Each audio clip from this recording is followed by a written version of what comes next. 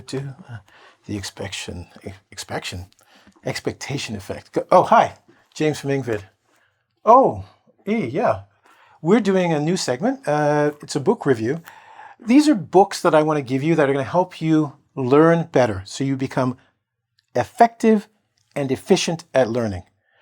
The first book I would like to show you is this one, The Expectation Effect by a guy named David Robertson.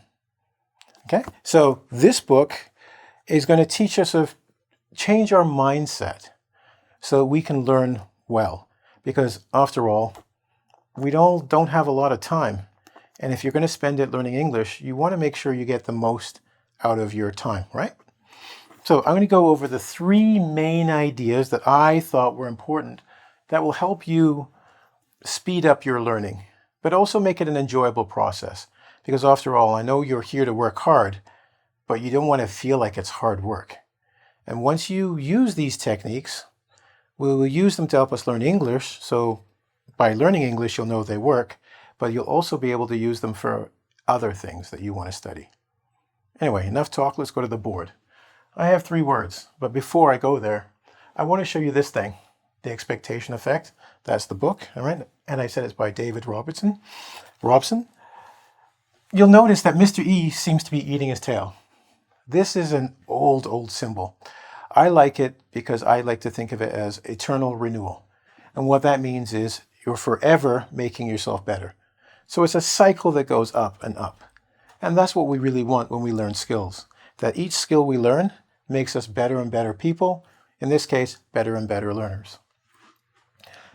In my opinion, from what I took from the book, there are 3 main ideas that they try and start with. And the first one I want to talk about is Serena Williams. Now, if you watch tennis, you'll know she's been a champion for a long time. And I can't remember exactly, but I believe before she starts a match, she bounces the ball once, 2, 3, 4, and then she hits. Well, she does that for almost every single match. And there's a guy named Rafael Nadal. He takes a cold shower before he does his matches, every match. Now, when you do something, I want to say the word precursor. I know it's a long word, but you do something before you do something else. So in doing it, like when you go in the shower, you take off your clothes. When you do that, you know, okay, now I'm going to go in the shower. And you do that every time before you start it. We can say it's a ritual. Some people have a ritual of they get up in the morning, they go to the washroom, and pee-pee. Some people get out of bed and go right downstairs and get a special coffee and make coffee. Delicious. Some people say a prayer. I don't know what your ritual is to start your day, but you know that when you're not able to do it, it makes the day harder. Why am I telling you this? Well, a lot of times when you start studying English, you actually just sit down, open the books, and then you go, oh, God, I got to study. It's so hard. If you think about the rituals I talked about, you do them to wake you up and get you ready. Now, in the book, The Expectation Effect, he talks about people who have rituals and they know that these rituals are specifically to help them do something, play sports, study, which is what we're doing, or prepare for a hard speech. The ritual helps to get them energized and ready to go. It actually activates their brain to get your brain, what we call primed, being ready to do its best work. I would like you to think about what ritual you can do. When I do this, I'm going to say, rinse and repeat. When we rinse something, we clean it out. So what I'm saying to you is like you want to get ready for English. Maybe what you want to do, and the author does this in his book, he counts out like 60 coffee beans. Exactly. He counts them, smells them, then he gets them ready to make his coffee. He takes his coffee, and he says, now I'm ready to work. That's it. Something simple. It could be you get up in the morning and you say, you sit down before you start your English work and you say, actually, I have a student that says a prayer. You may not be religious, and that's fine. You don't have to. I liked what they were doing because their prayer was to their parents for supporting them so that they had the opportunity to learn English. I mean, I almost cried. I mean, that's like, wow. I just have a donut and a coffee and go, time to work. And this guy stops before his desk, stands there and goes, thank you, parents, for bringing me. And then he says he sits down and realizes how important the work he's doing and the love he gets from his parents, and it makes him work harder. That's his ritual. Yours could be counting coffee beans, or yours could be quite simply, before you do it, you say, 5, 4, 3, 2, 1. Let's go. Rinse and repeat means you rinse that brain out, repeat it every time, it becomes a ritual. And you will find, like I have, oh God, I play the Eye of the Tiger before I work out. Yeah, that song. Eye of the Tiger. I'm like, yeah, work out. And the other one, Mortal Kombat. And the fight. Do-do. Yeah, I know I don't look like I work out now, but when I did, those two songs, I put them on, I start sweating right away, and I'm like, time to work. So create a ritual. This is one of the things that this book says will help you get your mental state or your mind ready to do the work that you want to do, but to do it as your best self. That's incredible. Costs you nothing. So think about ritual, rinse and repeat, meaning do it again and again. And this is what I was talking about, this cycle right here. In the eternal return is what I call it.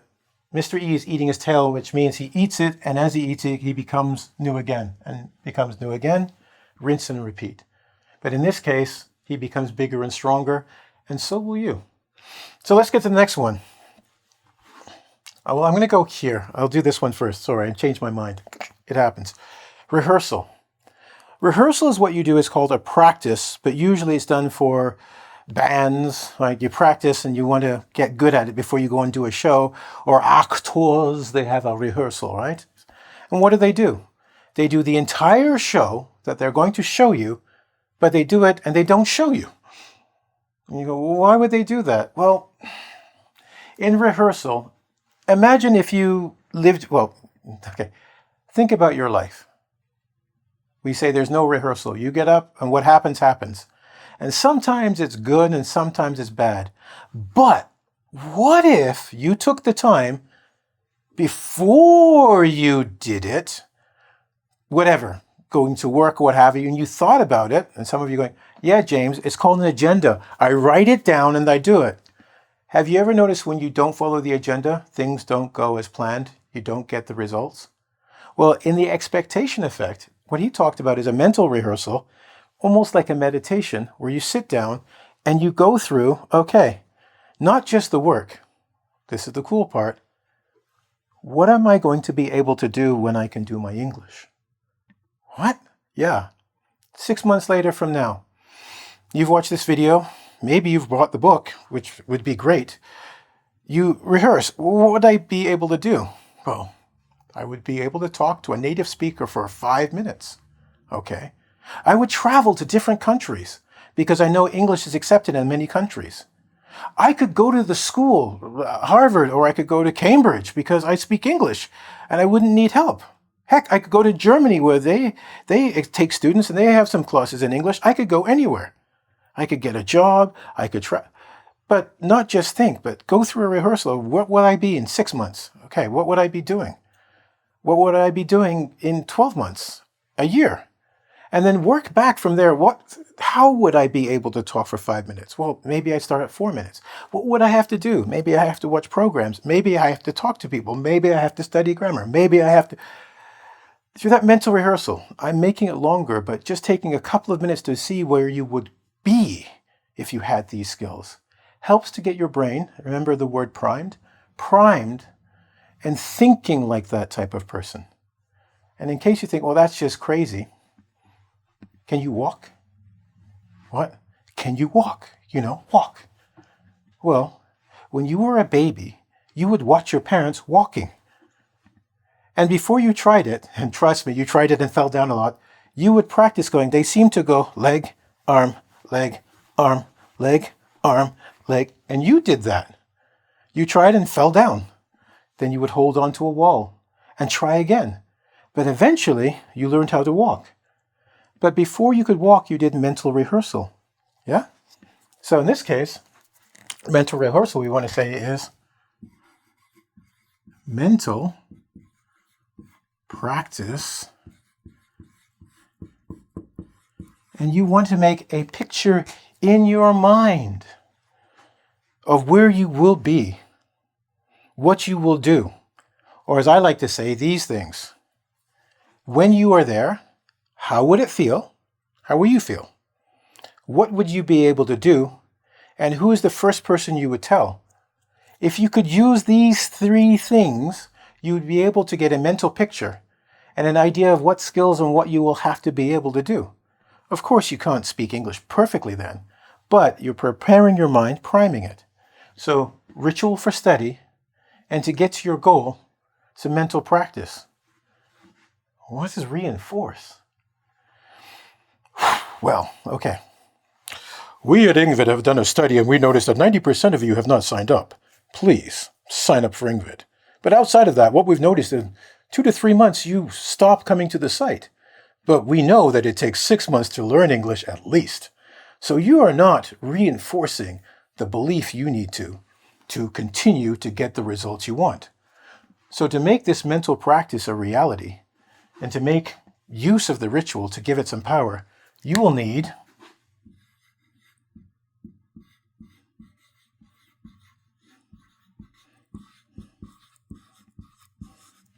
So willpower is the ability to stay with something over time, even if there are difficulties. That's willpower.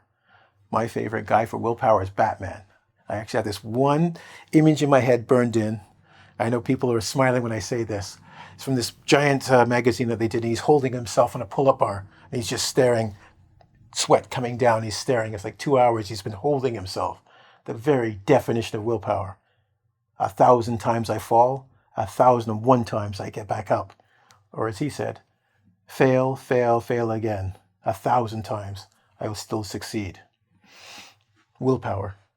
We need this.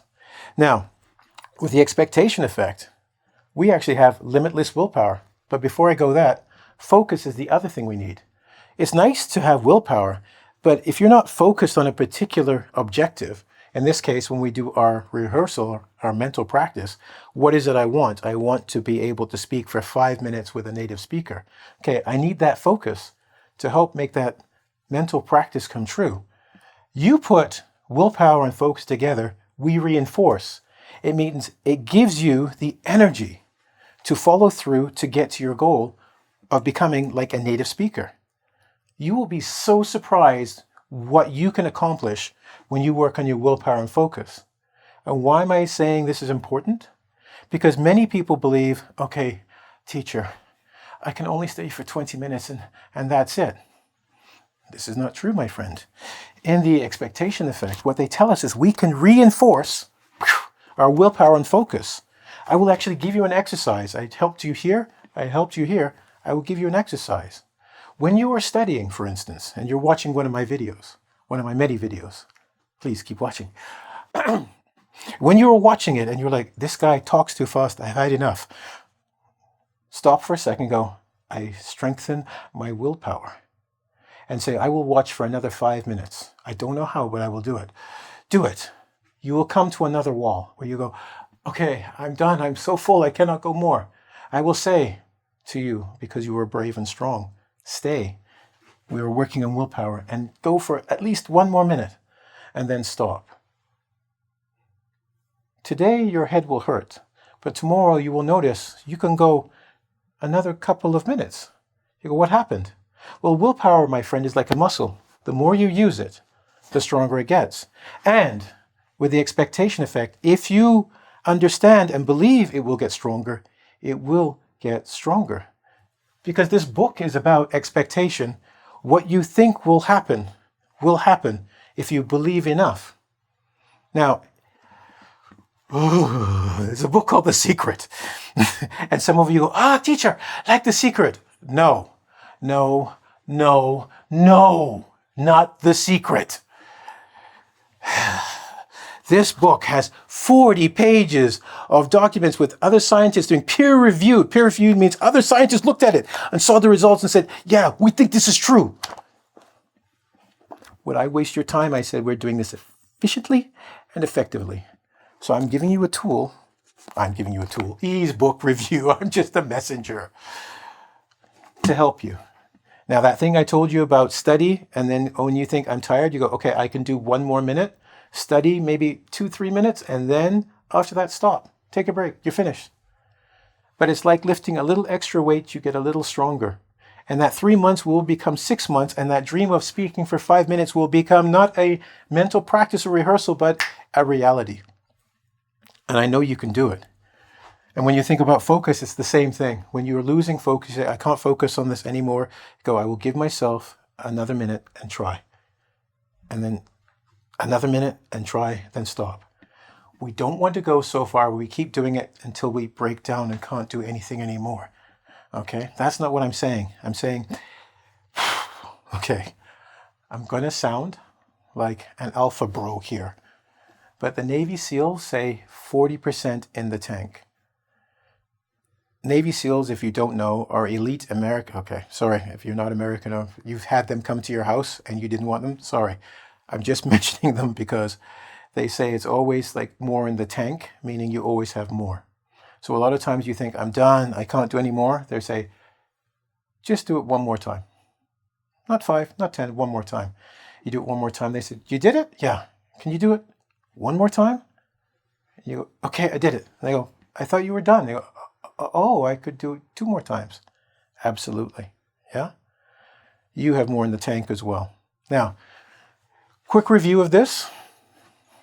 As I said, effective and efficient. And I want you to actually do something with it. Ritual, rinse and repeat. What's your ritual going to be? Will it be you always have a cup of coffee before you start your English studying? Or count the beans? I don't know. Will it be you say a prayer just before you sit down, like, please help me learn, it's so hard. No, something more positive, right? Or maybe you could do like a green lantern thing. In blackest day and brightest night, no English shall escape my sight. Comic books, who knows? It's your ritual. Figure out what you want to do to tell yourself, now, you can get the eye of the tiger, now I begin. Okay, cool. Create a ritual. It's yours. Just make sure you do it every time it makes you feel something. Makes your heart beat a little faster, which means you're getting more oxygen through your body and your brain. So when you sit down, you're like, I'm ready to do this. When we're doing this, think about reinforcing our willpower and focus. When you think you've had enough, don't do an extra 30 minutes. Just say to yourself, I can do 1 more minute, and do it. And then when you finish, you're like, okay, I'm done. You go, I can do 1 more minute, and then do it, and then stop. Because each time you push on the wall moves a little bit more for you. And you will find this willpower and focus will not be just to learn English. It could be to studying schools to become a doctor, or if you want to become a mechanic, or if you want to play music and get really good at that. You will notice that that power that you're building will grow stronger and make your life bigger and more full, and fuller, more full. Okay. And final one, mental rehearsal. Have you ever just got in a car? Well, it can be fun, but you just go in your car and you just drive and drive. Sorry, too far. Just drive? No. Most of the time you have a purpose. You want to go somewhere. And when you want to go there, you have a picture of where you're going to go, what you're going to do, who you will do it with. Do this with English. What are you going to use it for? Imagine yourself in England on the beach. No, California, England on the beach. They don't have sun. No, California or something like that, or Australia, okay? On the beach, there are real beaches, okay? Sorry, England. Imagine yourself talking to people talking to you, having a great time, having real conversations, and realizing that it's because you built that willpower, you did your ritual, and now you're here. But before you're there, imagine you're being there now, and it'll happen before you know it. Anyway, my time is up, but before I go, book review, what did we say? Dun da da dun da da dun da da dun dun dun da da dun da da dun da da dun dun. I want to tell you more about the book, and this is for those of you who've taken the time to come and stay to the end. We always appreciate when you did that. So this is a bonus for you. Why this book is special. David Robertson was suffering from depression when he took some medicine, and he started finding out that there were bad effects from the medicine that was supposed to happen to him. But as he was researching, because he's a science writer, he found out that he was actually experiencing some bad effects because that's what he expected. It didn't have to happen that way. And in doing that, he started to look around and say, where else do we have expectations, that is, beliefs that things are going to be a certain way, but they don't have to be that way. The reason why I chose this book for you guys is because in here there's a section on learning and intelligence, how we can make ourselves more intelligent because we don't have to accept the expectations of other people, right? So it's not just intelligence, but it's also success in school and other things. And as you're studying, that's what you want. And I thought this would be a great book for you because I read it for myself. I learned so much. There's stuff on aging in here, memory, illness, how to make yourself feel a bit better. And it's not crazy. And I wasn't joking when I said it's not the secret thing. So if you're a secret fan, great. This will actually help you more, in my opinion. But if you're just somebody who wants to improve yourself, period, and be able to use this information to help you learn something that you're here for, which is English, I think this is a great book. That's why we gave this a thumbs up. I hope you will take the time to read it. Okay?